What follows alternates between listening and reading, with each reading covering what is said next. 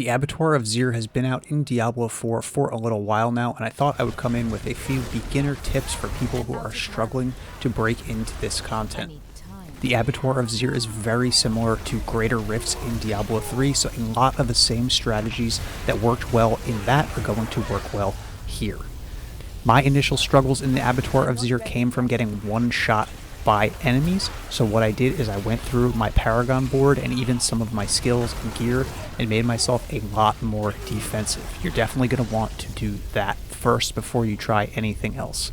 Then I'm using an Iron Elixir to get some extra armor for that boost of damage resistance.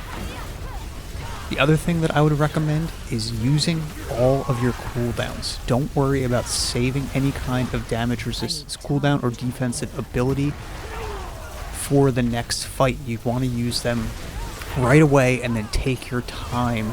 Let those cooldowns recharge before engaging the next group. Use the full 10 minutes that the Abattoir of Zir gives you and don't try to race through the content. The first couple of runs that I did, my damage was so high with this ball lightning build, which obviously I'm using one of the top builds for this content. I think only the Barb has a better build than this, but I was racing ahead because I could kill everything and then I would get one shot instead of taking my time, making sure all of my cooldowns were available, especially Flame Shield because Flame Shield makes you immune. So you're going to want to take full advantage of all of those abilities. Now, the other thing that's really important that worked really well in Diablo 3 Greater Rifts is saving pylons that you find. Don't just immediately click on a pylon and think, wow, this is great. If you find a conduit or a protection, you're going to want to save that for the Bloodseekers that spawn at the end. Those are the bosses, the Greater Rift Guardian, if you will, of this content.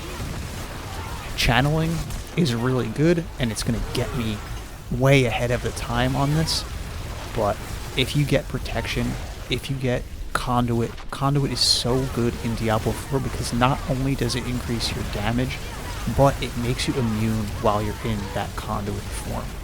So if you're struggling to the Bloodseekers, you're dying to the Bloodseekers, saving the pylon is going to be a really huge boost for you. So you'll see I have a protection shrine here. I'm going to skip it. Save that for the end. You're really going to want to do everything you can to beat the first level of Abattoir of Zir so that you can get the Tears of Blood glyph. Once you get that, your damage is going to be up so much right away that the next few tiers are going to just fall off and be way easier. Don't be afraid to kite these guys, especially the Bloodseekers. Once you get them to spawn, you're going to want to kite them back to that pylon that we saved. The other thing with kiting the Bloodseekers is because there's 3 of them that are going to spawn, you can sometimes split them up and only fight one at a time, which makes the fight a lot easier. So see, as soon as this happens, I'm just darting back to hit this protection shrine. It's going to make my life a lot easier. I'm also trying to pull at least one Bloodseeker back to this shrine with me so that it's not, I'm not wasting time. I can fight that Bloodseeker immediately when I get back to the shrine, and now I can go back and fight the others. I think splitting them up is a huge help. Those are kind of my basic tips for beginners who are really struggling with this content. I know this content isn't for everyone, but I'm really enjoying it. I did really enjoy Greater Rifts in Diablo 3, and this is basically a Greater Rift, so let me know what you think about the Abattoir of Zir in the comments.